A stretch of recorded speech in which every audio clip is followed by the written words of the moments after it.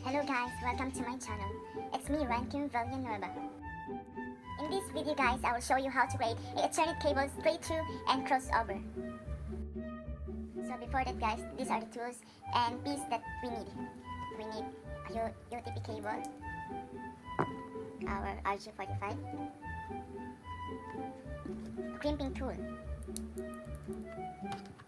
LAN tester, our LAN tester, and also the marker. So first guys, we're going to make our straight through cable. First step guys, get your UTP and peel the outer coating of the UTP with 2 inches and measures. Then, untwist the 4 pair of wires.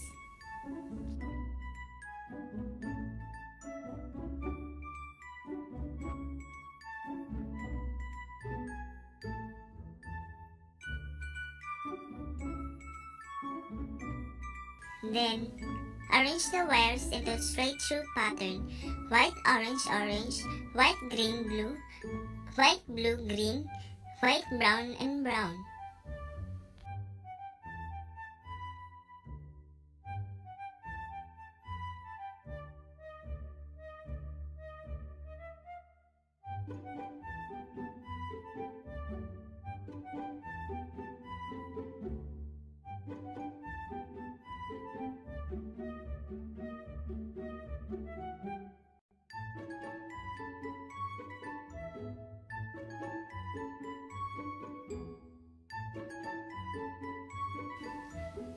Use the RG45 as a cutting measure. Then, mark it with marker.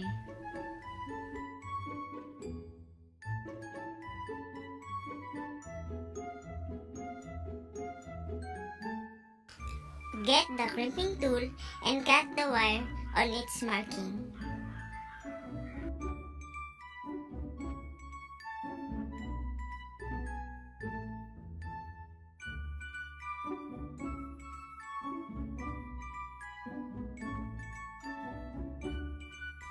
Then, simply slide the wire through RG45, then give it a push.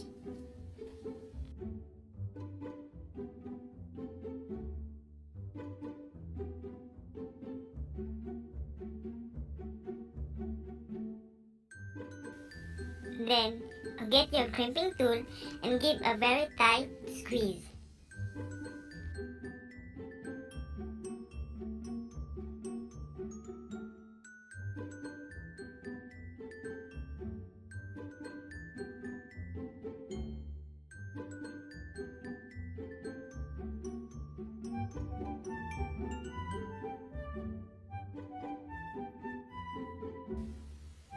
After that, do the same things on the other end of the UTP.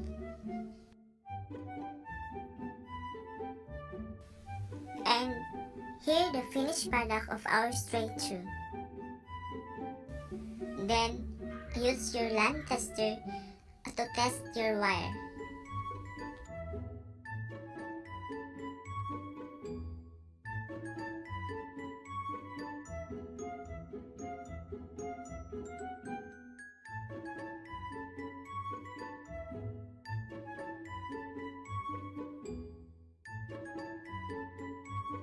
And now, we're going to make crossover.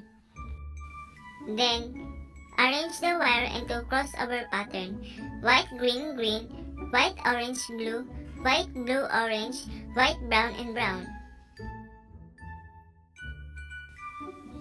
Simply slide the wire through the RG45, then give it a push.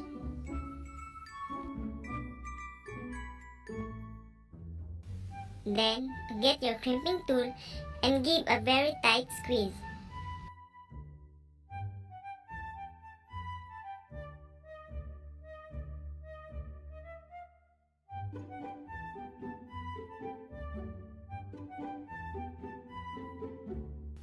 After that, do other crossover pattern on the other ends of the UTP: white, orange, orange, white, green, blue, white, blue, green, white, brown, and brown. Then simply slide the wire through the RJ45, then give it a push. And get your crimping tool and give a very tight squeeze.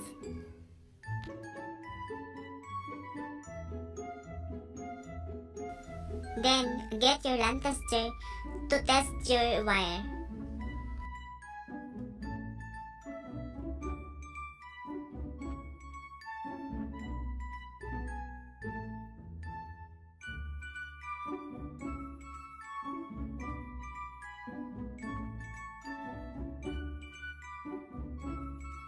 So that's for today, guys, and thanks for watching. Bye.